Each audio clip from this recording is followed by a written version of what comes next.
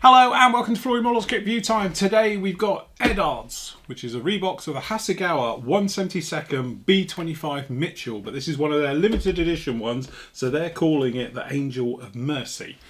And again, this is one of those ones where Airfix have taken probably the best in scale B-25 and then they've just thrown all their good things at it and put in some absolute stunning markings to boot. So, as we can see down in here, beautiful box art, and I just love that. It's really nice having in the bare metal finish, nice big colourful nose art with it, a little bit of colour on the tail and obviously on the fronts of the engines there, really does make it. But it doesn't stop there. As you can see on here, there's lots of other versions as you go through. I'll have a proper look at the instructions on those ones. Anyway, your number for this one is number 2140. As you can see, just running around on here. And there's the other ones. There's lots of different versions. So again, you've got the nice olive drab ones, as well as the metal finish, a little bit in between, and all the rest of it. So, in the box, we are greeted by a box of Hasegawa's plastic. Okay, typical thing with them, they obviously do a rebox and that's it. That's what they get out of Hasegawa.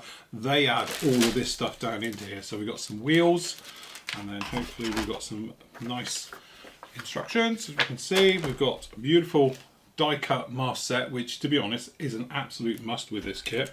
We've got a full colour photo etch with the harnesses as well as normal photo etch as well. So a nice good old bit of photo etch. And of course, the amazing decals. And we got this one little down under here. They've either forgot it or it's a correction. It's a correction one. So that's for up here. Very, very nice indeed. Right, so what we'll do is, as always, we'll start in the instructions and we'll work our way around. So, if I can get in here. This is extra glossy. I don't know if it's me, but it feels really, really glossy. Okay, so onto the instructions. As you can see, there is a couple of parts in here you're not going to be using because obviously there is other versions of E25 out there, so forth and so on. But as you can see, you get some really nice stuff in here. Remember, anything you see that's red means remove it because you're going to be replacing it normally with photo etch.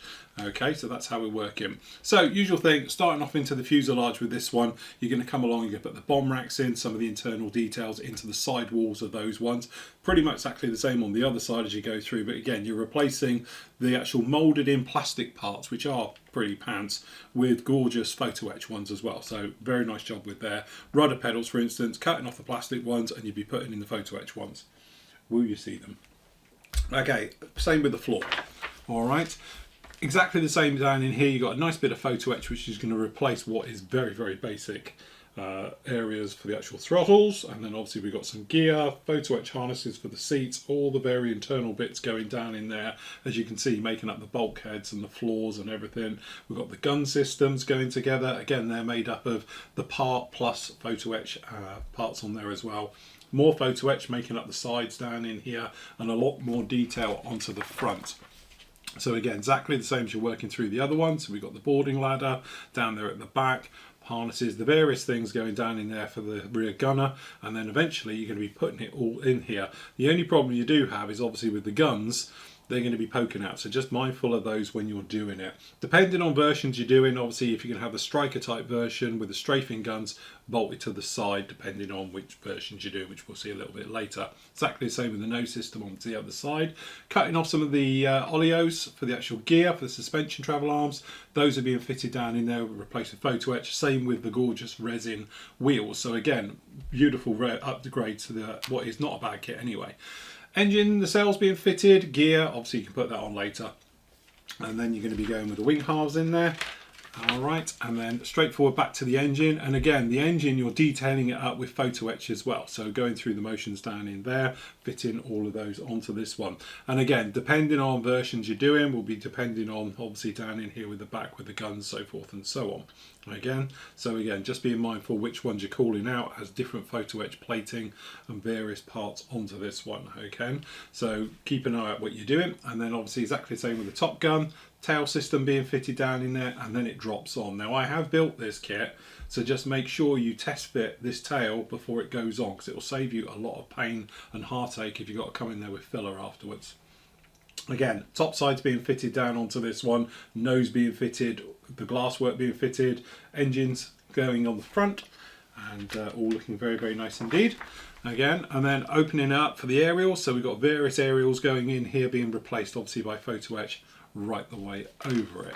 The masking system, as you can see, is very extensive and much needed, let's face it. So again, you're going to be putting all your masks down absolutely everywhere on this one, and then you're going to be working through all the different versions. So again, pause if you want to read all the gumph on these, but again, beautiful markings and different versions of right the way through on all of these going through.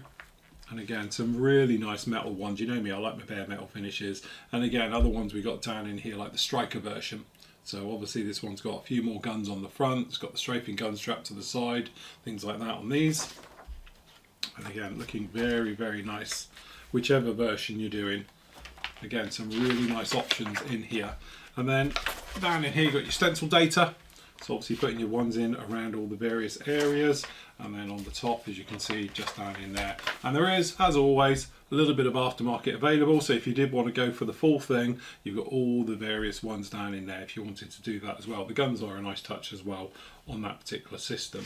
So all in all, beautiful, very, very good details all the way through. So photo etchy parts, I don't think we need to really get these all out. As you see, colour photo etch. For the front, we've got the harnesses, the various things, rudder pedals that we've just shown, that throttle down in there as well, which is a lovely little touch for it. That's pretty good all the way through.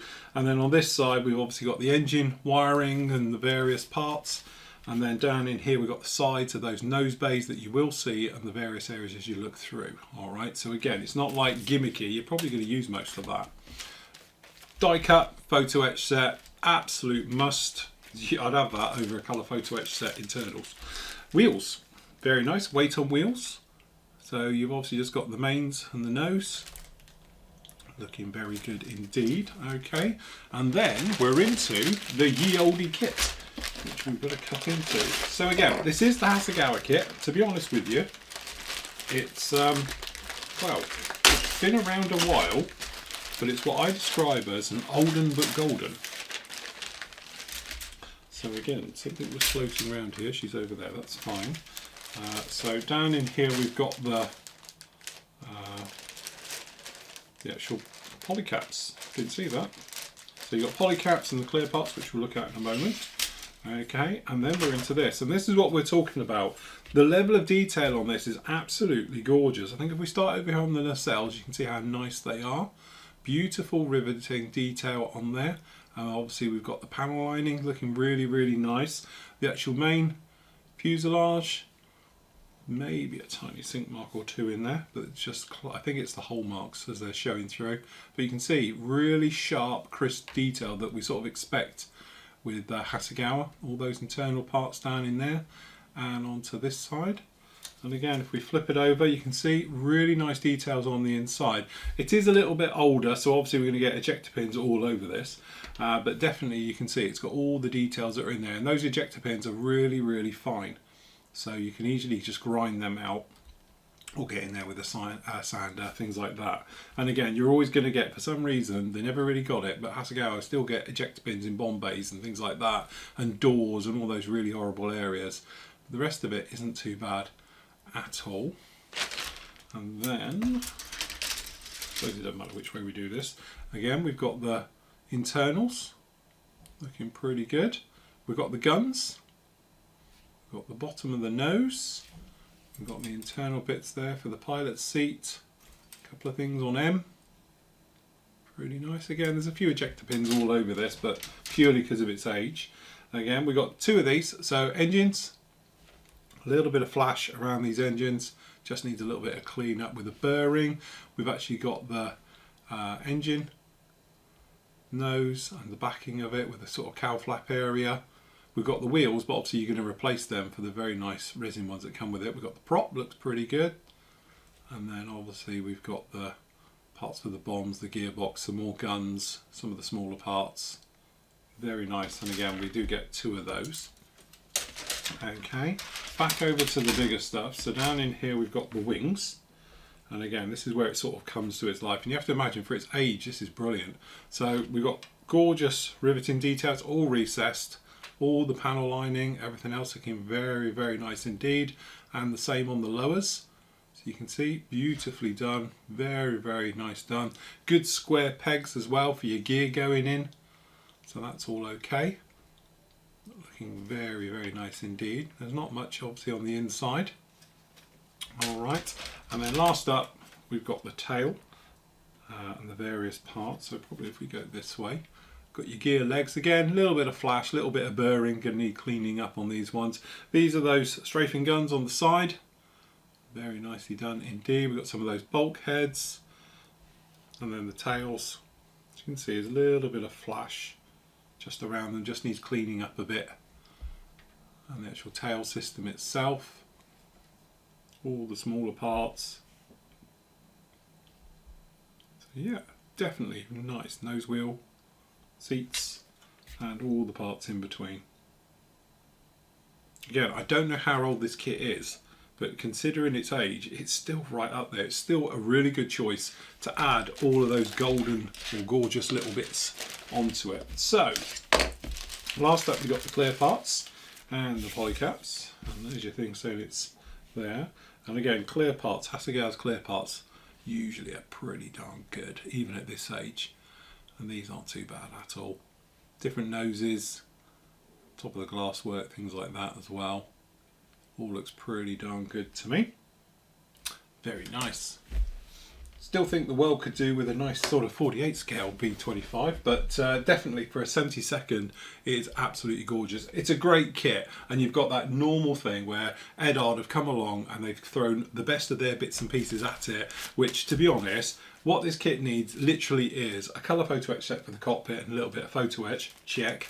Some wheels, weight on wheels, stuff like that, because the wheels are a little bit basic on those ones. Got fantastic tread on those, check. But most of all, what that kit absolutely has to have, and you're going to buy aftermarket anyway, is a mask set, check. And then you put into that the legendary decals from this kit as well. And you're into this thing where you're like, you know, it's literally a no-brainer. You know, you're going to buy this kit because of all the things. The only thing I want to do is have a look at these decals and see if I can discern if these are the new ones or the old type. So I would have to say I think this is the new type, which apparently there is no type, but all I will say is please, please, please be careful using enamel washes over these decals because they have a habit of disintegrating on you.